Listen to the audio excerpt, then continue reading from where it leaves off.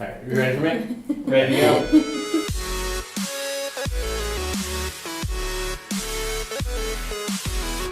Hey everybody, thanks for tuning in to Forward Obsessed. I've got a really awesome guest here today, a childhood friend of mine who's doing some amazing things in science and technology right now. I'm going to let her introduce herself because I will really ruin that if not. We're going to talk about a lot of things today, next-gen workforce. We're going to talk about overcoming sort of cultural norms and then breaking out into new things. So Jackie, please tell the audience a little bit about who you are and some of the amazing stuff that you're doing. Okay, so that'll take a while. All right, listen, we're here for a while, so let's do it. Hi everyone, I'm Jackie Garofano, and as Pete said, we grew up together. So I'm from Milford, Connecticut, born and raised in Connecticut, educated in Connecticut.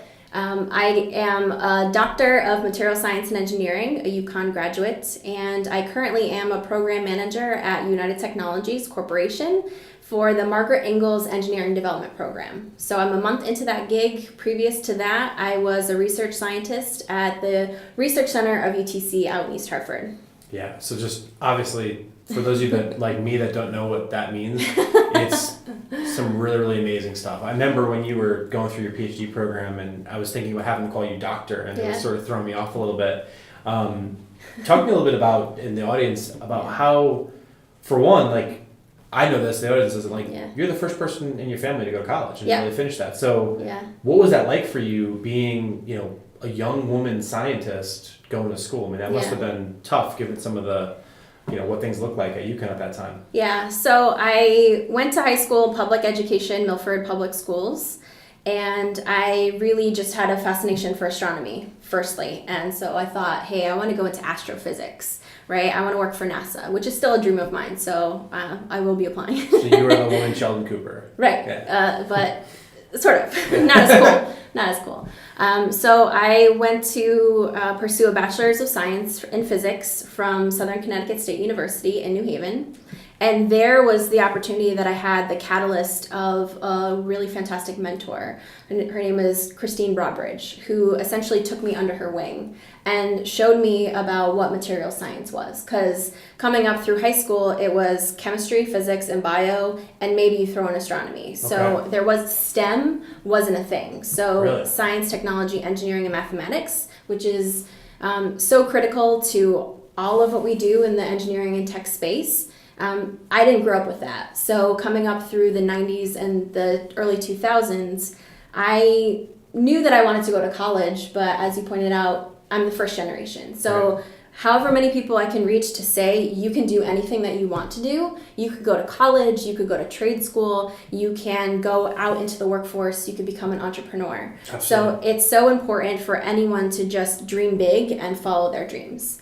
So for me, coming up through Southern as a woman scientist, right, we're still a minority today, but even so, if you think 12 years ago or more, it was challenging. But the thing about it is you surround yourself with good people. So I was at a university that was totally supportive, and it's in New Haven, so it's culturally diverse, which is fantastic. And so Christine had, you know, sort of guided me and encouraged me to get a PhD, because that's what I wanted to do, right? Type A, you just want to go big. So that's what I was able to do. And because of the fact that I've leveraged networking connections all through my academic career, through college, I was able to get into the UConn's program for material science and work for a renowned microscopist. So, you know, you're probably used to, you know, just binocular microscopes in high school or middle school. I was working on electron microscopes, looking at columns of atoms, right? So you talk nanotech and that sort of realm of things. So my dream of being a astrophysics, like looking at the cosmos, I shifted completely to the opposite size scale of micro and nano, just because I had the opportunity to really just get into the lab and learn and grow. So my pursuit of a PhD was simply because I enjoyed science. I loved science. I love learning. I'm a lifelong learner. Right. And so I had a really great opportunity at UConn and was able to do really amazing research. And that propelled me to getting a job in the research sector for United Technologies. Again, born and bred, educated, and working in Connecticut. So I don't think I'll ever leave Connecticut.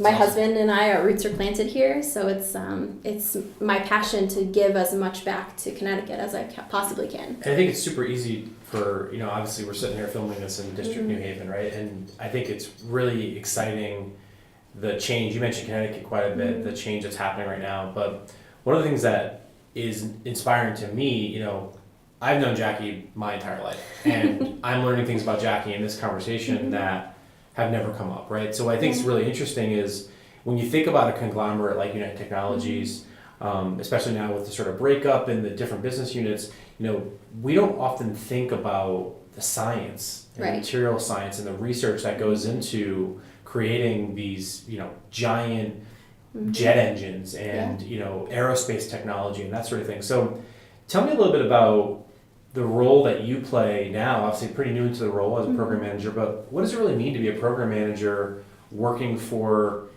United Technologies? Like, what's that look like for some of the folks watching this that are saying, well, this is amazing, like, what can I do with this PhD program, right? Because a lot of times we talk to folks about how am I going to use my education, how am I going to apply that, and I think your application of it is a really unique one. Sure. So I'd love to sort of hear a little bit more about how and what that plays a role in, because I'm even a little sort of blind to that, if you will. Sure.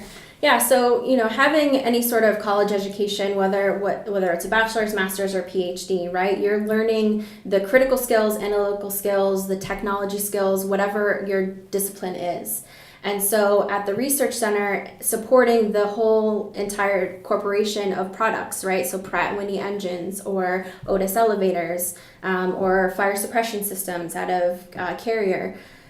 There's products and there's systems, but yet the fundamentals of the physics and the makeup of those particular things is all grounded in material science or physics or chemistry, and the way that the structure property processing relationship happens. And so that's really what's so fascinating, because when you really drill down, you can appreciate that we can make airplanes fly, but there's so much in that system. And so it not only takes the scientists that are doing the research, but also the people that know those mechanisms in and out, that know the business to be able to go out and market, to be able to have the communication skills, to be able to leverage customers. So the whole enterprise is like a working machine. And so it takes everyone. So it doesn't matter necessarily like if you want to pursue a technical or engineering degree. There's so much that people can bring to a corporation like UTC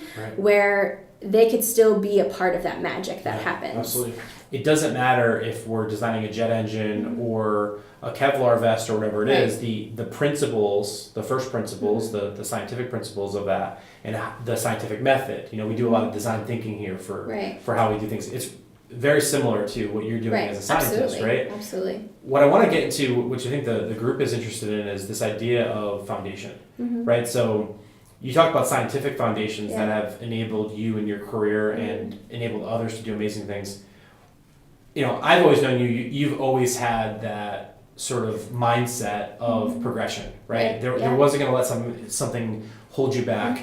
You, obviously, I've always known you to be pretty outgoing. My question for you is, for young and emerging leaders, specifically young women leaders who are going into careers that are oversaturated for, I think we use the term, what were you saying earlier? Pale, male, stale. Pale, male, stale. I mean, definitely pale, definitely male, but hopefully not stale. But in all seriousness, right, when we need, transformation requires unique thinking and mindsets, right? And I think you have always had that grit and that tenacity. I've seen it since you were a little kid, right? So help me understand, for someone that doesn't think that they can do this, right? For someone that's like, wow, like my parents didn't graduate from high school, or my parents didn't go to college, or like I don't have any money, or whatever it is, like, and I'm not as outgoing as Jackie is, like maybe I'm a little bit more introverted or shy, like what are some key techniques or tips that you can recommend that sort of helped you and continue to help you in the workforce to overcome some of those obstacles? Because I think for some,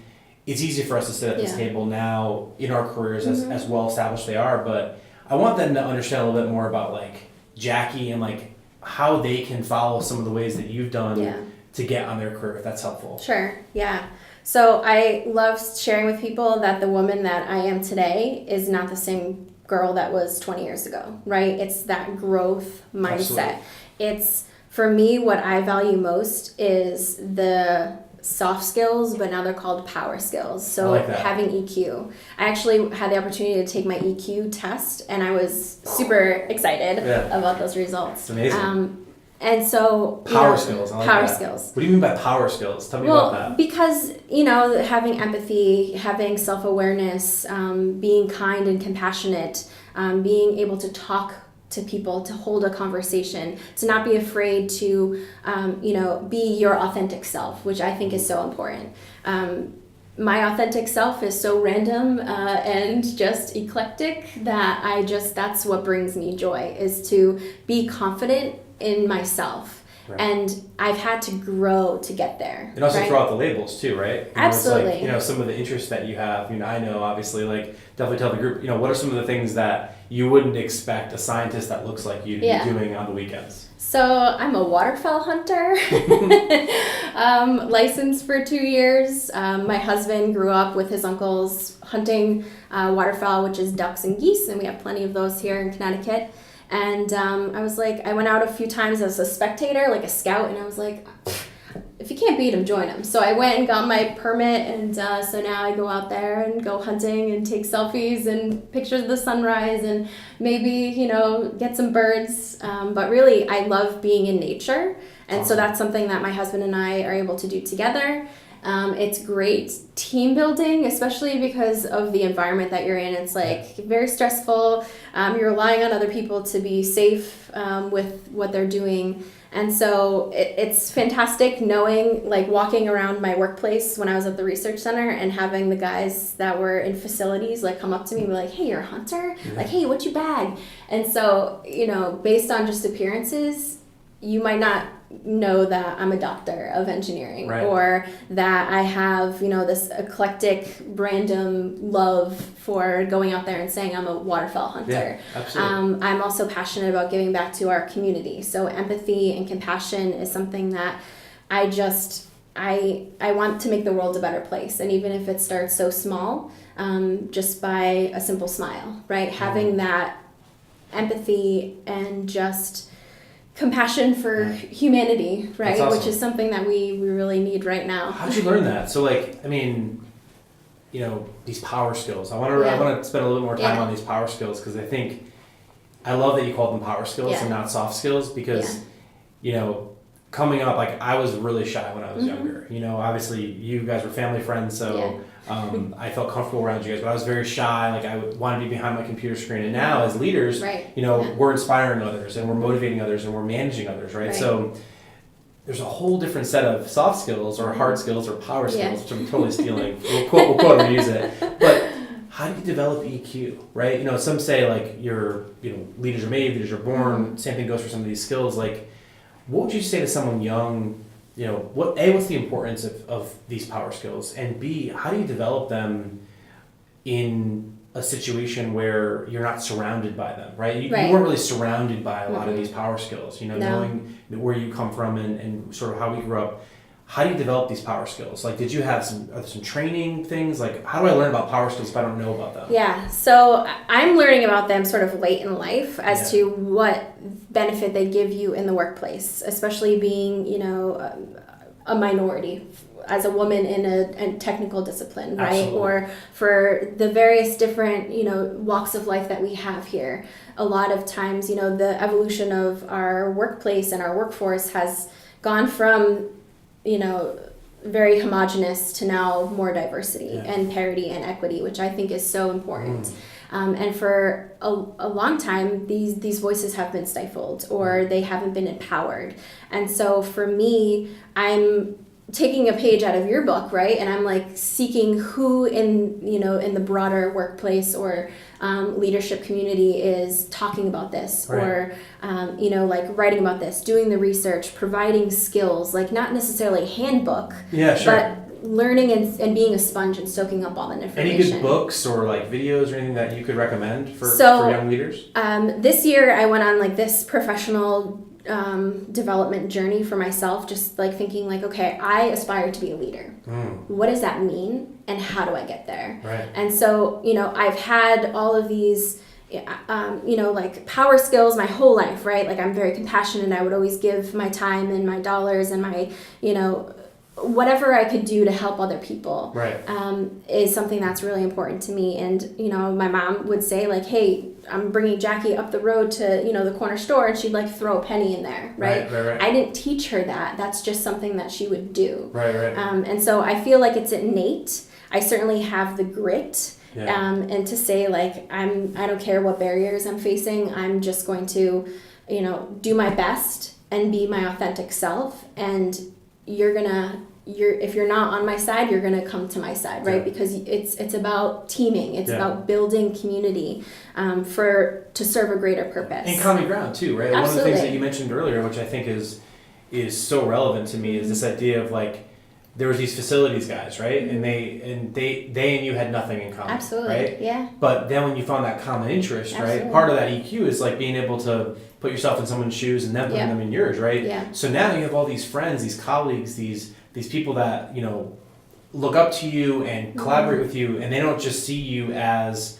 the label that society or bias or gender or culture or whatever has sort of placed upon us. So I think, I love that. Getting to the topic of next gen workforce, right, which is something that like, what is the future of the workforce, right? And everyone's sort of asking me that. I've gotten a lot of messages on that privately about like, what's the future leader look like, and by look, I don't mean the color of their skin or the makeup of, as a physical being, but really like, what are those internal systems that come about, those power skills that you talked about. So I know as a program manager now, you're sort of stepping back from some of the day-to-day research that you've done for so long, and now you're looking at sort of the larger program. So as an emerging leader in one of the largest corporations on the planet, what are you doing to sort of step-by-step systematically get there, right? Like the scientist, you can't take the scientist out of you, right? So you're testing, you're learning, right? Help us understand that a bit. Like what does the next gen workforce look like, in your opinion, with you being on that millennial line, starting to see younger folks in that? I'd love to hear from you in that regard. So my role as program manager is to be able to identify students that are coming out of top engineering universities, coming out with a bachelor's degree and stepping into the workforce of UTC. And so some of them may have had internship experiences or other research experiences in manufacturing or tech, but others can just be really great students who meet that demographic and may not necessarily have had the experience or exposure to corporate life or to manufacturing or to technology in that sort of way. Yeah. And so what I am empowered to do is to be able to work with my colleagues to empower our engineering workforce. Thousands of engineers. My cohort is only going to be 13 individuals, but one of them might invent something that changes the entire world, right? So like the power in numbers is those 13 that you're responsible for, you're going to change a lot of lives because of that. It's not 13, it's the 13 that can affect a billion. Yeah, right? Absolutely. It takes, one person, one moment, one spark. And so the diversity of thought, the diversity of demographics is important, and I'm so thrilled that we're able to exceed the goals that UTC has had for, just this small cohort. So we have 10 individuals coming from U.S. institutions, 5 of them are women. That's amazing. And 40% of those individuals are, not white. That's great. Right? So there's diversity in there as well. What's modeling, right? At the end of the day, it's like, we look at pop culture, we look at Hollywood, we look at, what is the definition of a superhero, right? For, I was talking to somebody, a friend of mine the other day. She runs a organizational design and leadership company that you may or may not know. And we were talking about this idea of like the role that the Wonder Woman franchise is going to play 20, 30, 40 years from now. I was like, that's such an interesting thing to think about, like, and I make that parallel here because it's like, the more that you are able to diversify the cohort, where their backgrounds come from, what they look like, the more that now you're effectively changing this organization, right? This sort of old guard organization, transforming it. Part of the whole, recent shift with the breakup of the business units is to invent new possibilities, right? Absolutely. And I think that Yeah. when I get down to this, like the core of what I'm hearing you say when you think about next gen workforce is possibility starts with mindset, and then mindset turns into behaviors, and those behaviors help to sort of skill build Absolutely. and creates new outcomes. So I love that because I'm thinking about, going past IQ to EQ, and also like, I don't know if you've heard the term AQ, adversity quotient. Yeah, so that's one I heard recently that really blew my mind. You hear a lot of that with the work that Penn's doing around grit and sort of what does it mean to be gritty and have those principles. So I love that. So it sounds to me like if I was a young student and I wanted to one day aspire to become part of your cohort, aside from getting good grades in school, which now is sort of the norm, right? It's like you just have to get good grades.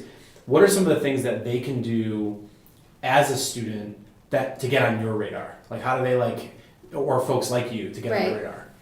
So a lot of what our leadership at UTC is instilling in our workforce is, again, that diversity of thought. Okay. What does that mean, diversity of thought? So you don't want everyone to think like you, right? And so when you're bringing folks to the table, and I'm sure you do this all the time, when you're brainstorming or doing some thought leadership exercises, you want to have people that come from different walks of life, that have different life experiences, that have different strengths in their EQ in order to make that balance, right? Nice. Because a lot of times we rely on collaboration in order to really execute, because you don't get anywhere with just the same thing. It's just that mundaneness. Yeah. And so with respect to, our engineering workforce, we have the opportunity to have inspirational leaders across our business that really want to empower and inspire. What makes an inspiring leader to you? Like if I was a leader on your team, how would I inspire you? What would be the characteristics or definition of an inspiring leader to you? Yeah, so I have my buzzwords, right? Like my top words that I use to describe myself. So authenticity, which is something that we've already sort of talked about. Yeah, being your authentic getting real, self. right? Like yes, keeping it real. Yes, definitely. Cool. Integrity, which is something that UTC is really priding itself on, the integrity of what we do, because of the fact that we're putting people into airplanes and flying them all across the world. As an example of Pratt & Whitney. And so the president of Pratt & Whitney, Bob Ledoux, is someone that I find as an inspirational leader because he exudes leadership, that he cares about every single person in his workforce. So that caring, compassion, and also transparency is really important to be able to have those honest conversations, especially in a time of change, right? Which, is happening in our worlds, but also in our workplaces. Right. It just to be genuine. So authenticity, integrity, transparency, those are some of the just being human. Really? Yeah. And again, it goes back to those power skills, right? Yeah. Which again, if, some people think power, like you need to be powerful and be, above to make someone feel small. That's not what power skills are. They're the soft skills, that the human skills of interacting and engaging with people. Right. That's really, I've been reading articles, that say that that's where the leadership is going to come from. It's where we were generations before is not where we are now and not where we're going to be. Yeah, no, we talk a lot about this idea and the principle around like servant leadership, which is that the leader is actually serving the team the other way around. So I love that. So next gen workforce, if you want to sort of get on Jackie's level and trajectory, which is like a rocket ship, it's about these power skills. It's about being able to really like state what you want and sort of charge after, right? You're clearly not. You're hyper respectful and hyper genuine about what it is that you want to do, but you're not letting anything stand in your way. You're not letting your home life stand in the way, or where you come from. You're not letting education stand in the way, gender, all of the things that would normally get in the way. So I think growth mindset is clearly something we talked about today in various formats. I love where the workforce is going, and I love that we've got people like Jackie to really kind of push it forward and sort of take that next step. From a mindset perspective. I've got a question for you though. I talk to a lot of young emerging leaders of all genders and backgrounds and ethnicities, and question I get asked a lot, which I'd love would be on camera more, but question I get asked a lot is, how do I shift a mindset? So, it's really easy in a company. I have a lot of colleagues, we're an innovation consultancy. So we work with companies that are a startup in a garage to, UTC is actually a client of ours, right? So the interesting thing is, it's easy to get jaded, right? It's easy to feel like you're just a cog in a wheel at a big company, right? So I'm sure there's been some times of struggle as you were in your career where you felt stuck, Absolutely. where you felt like you pushed through, you couldn't push through. What are some ways to unstuck yourself or unstick yourself so that you can keep pushing forward, change that mindset, go be that waterfowl hunter as opposed to just letting things happen to you? Right. Yeah. So that was a part of my own transformational year this year. Awesome. As I felt stuck and frustrated. And so I discovered this really phenomenal YouTube video that was featured Gawdat from Google X. I love that. And Billion People Happy. Yes. Yeah. And so we'll share that link in the description. Awesome.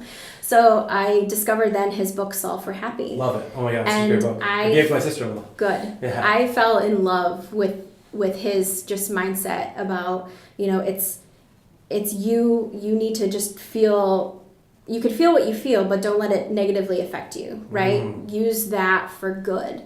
Whatever your life circumstances are, do whatever you need to do to feel that and to get out of that mindset, because that does nothing for you. That is unhealthy. And I know that you're really into mindfulness, and I certainly try to be, but it's a matter of, for me personally, I felt that, and then I was like, how can I get myself out of this? Okay. How can I work on myself, my own mental health, right? Like, to be able to be the leader that I want to be. Right. To inspire others, to empower myself.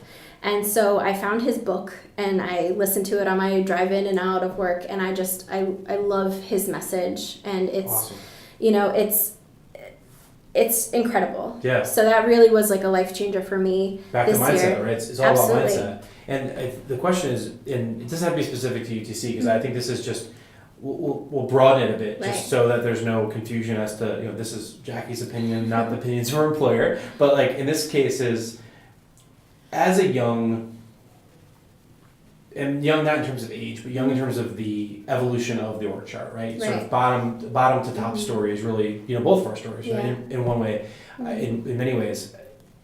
I'm sure you felt like people like were over you and like kind of pushing down on you, right? And they were like kind of locking you in and preventing you from growing. It could have been a friend, a family member, whatever, a boss, whatever it is. So we won't make it specific, but I'm sure you've encountered times in your life, in school, in the workforce, where you had someone above you that you saw more as a blocker and less like a mentor. Yeah. So when you're met with blockers in life, right? When you're held down, especially like someone who doesn't necessarily fit all the specific norms that society presents itself, how do you break out of that? How have you broken out of that? Like to sort of like knock down the wall, knock down the gatekeeper. I mean, you're strong. Not everybody's as strong as you from what I've experienced. So like, how do you break down that wall? Like, what are the steps you take? So seeking allies, seeking people that you trust to be able to bounce ideas off of, to really talk through whatever situation or whatever you're feeling has been really important. So mentorship has been so critical for me, not only just in my professional life, but in my personal life as well. Awesome. Finding the people that you trust and to, like, as I said, seek allies to bring people in, because even if you're in your most vulnerable state, they will be able to, provide you with guidance and to strengthen you, to get you out of whatever that thought or situation is. And from what, growing up as an emerging, person that aspires for leadership, oftentimes in the workplace across the U.S., right, you find people that are elevating themselves for all the wrong reasons, and they're not good leaders. Yeah. And for me, that's just, I want to change that, right? Yeah. I want to be able to elevate myself, and I have aspirations to be a leader in whatever sector, whatever walk of life Yeah. I would argue that that you already happens. are a leader. I think I Right. don't think leadership is a title. I think Sure. leadership is a mindset and a Yeah. state of mind. You know, speaking of mindsets, I want to talk about just negativity. Yeah. Like I want to talk about negativity because it's something we've both experienced a lot in Yeah. our lives. Yeah. People that we won't name and call out. But the reality is, it's really easy when, you know, they say misery loves company, Yeah. right? And when you're sort of falling or feeling like you're not succeeding or you're met with some adversity, whatever that might look like, you know, it's easy to just gravitate towards other people that are in that same mindset, right? Clearly you, Jackie, have gone out and found positive people, found allies to help break you out of that. Right. First, the one thing I want to say to the audience is like, if you're wondering why you're stuck, it's most likely because of the thoughts and the stories that you're telling yourself and the way self-talk Terrible. all day long, right? So whether you go waterfowl hunting, explore cooking, reading, audiobooks, archery, whatever your thing is to break out of that mindset, I think that the idea is you've got the possibility to do it. Jackie's proof, I'm proof. Hopefully you'll become proof in the future if you're not already, for those that are watching this. But, you know, when I think about positivity, negative people are abundant. They're everywhere, right? They're in the coffee shop. In some cases, they're in our families. Like, what do you do to sort of snuff out negativity as you've sort of gone through that? And again, I don't want to get too personal unless you want to, but I know that you've had to go through a lot of negative people in your life, myself as well. I know that as a friend of yours. How do you move away from the negative and move towards the positive? Like, what works for Jackie and it can work for some other folks here?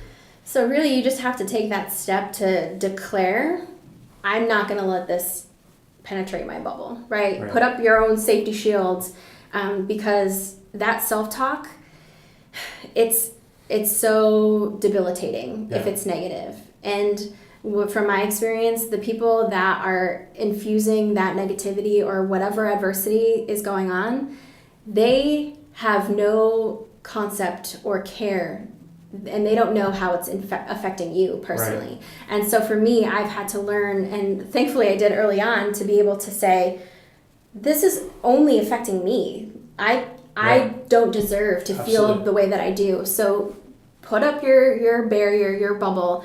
And for, you know, the last couple of years, I've been saying, like, I'm not going to let any negative bullshit affect me, right? Like, it's just going to bounce off, right? And so, you know, it takes strength within you, because you could certainly just go down that hole and just be like, oh God, well, this person's saying this about me, it must be true. It's not true. You know yourself better than anyone else. You need to be able to advocate for yourself and to build yourself up if even no one else in your circle is doing that. I love that. I think, you know, as someone myself who has experienced various, you know, challenges, adversities, mental health issues, whatever you want to call it, because I think all those would be boxes I'd be checking in some way, in the form is like, breaking out of that, I think, is you can't be lazy, right? Like, I think what you're hearing hopefully today is this idea, I don't want to be a proponent of hustle porn, right? This idea of like struggle, hustle, like, you know, you're talking to a guy that meditates every day, right? But I still,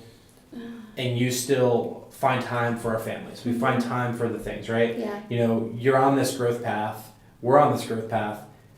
It's through action, right? It's like, Jackie could have listened to like her flavor of country or hip hop or whatever it is she's listened to these days on the way to work every day. She popped on that audio thing, right? On the streaming on her phone, right? She read that book. She seeked out that YouTube video.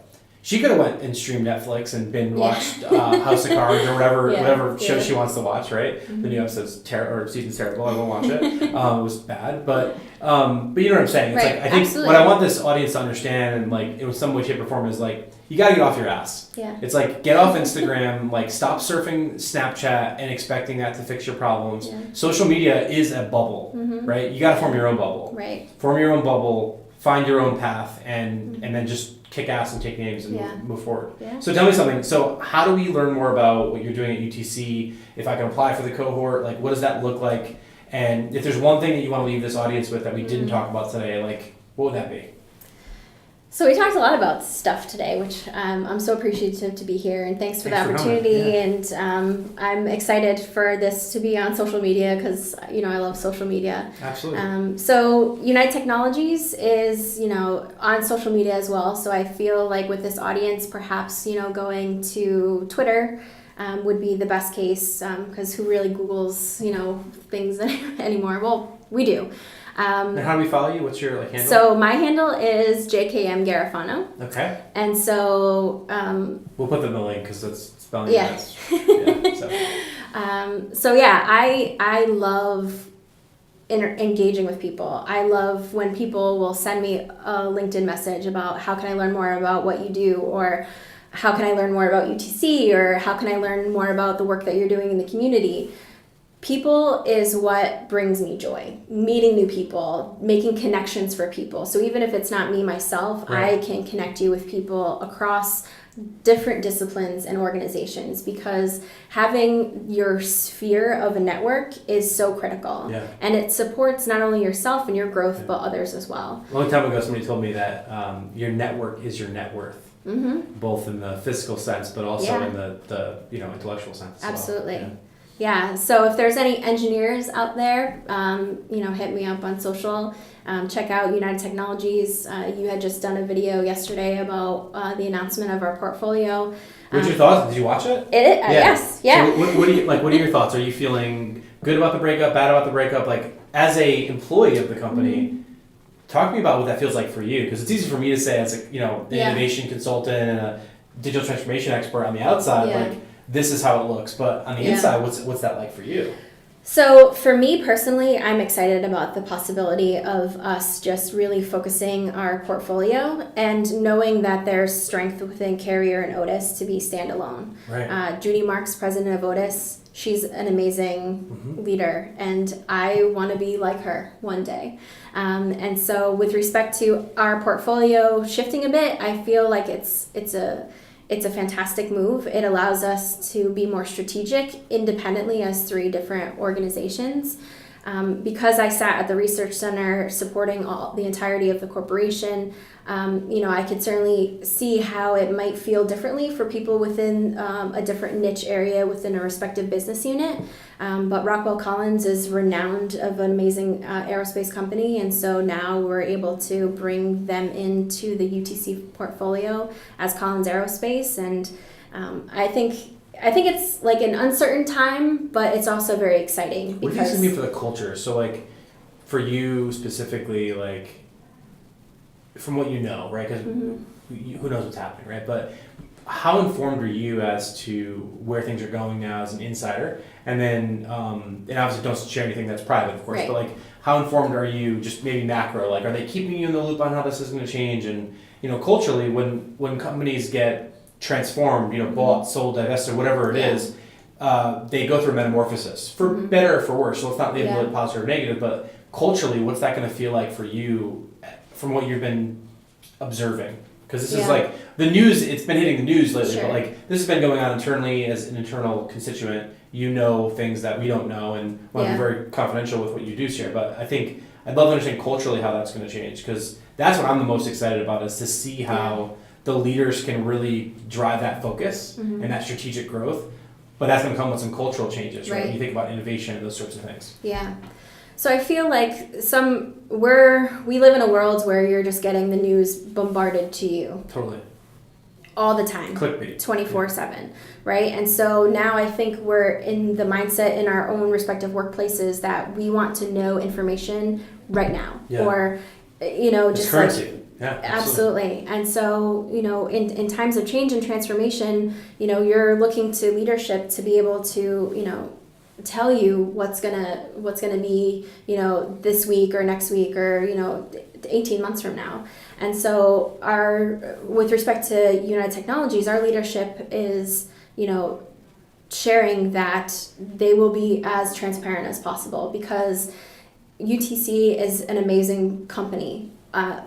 And within our portfolio as it existed last week, right, with all of our different business units, the cultures that we have in those workplaces are places where it's all about people, really, right. because people are driving the work that we do in all the different types of domains. Absolutely. And so, we need to be respectful of the fact that, we have leadership that's willing to go on television and on social media and to be able to share what's happening, but recognizing that we don't know what we don't know, and we should be respectful of that, and just sort of have trust in in what they're going to be doing, because we talked about negative people, right? There's going to be so many of that, you know, in whatever place that you are with respect to change. And so people hate change.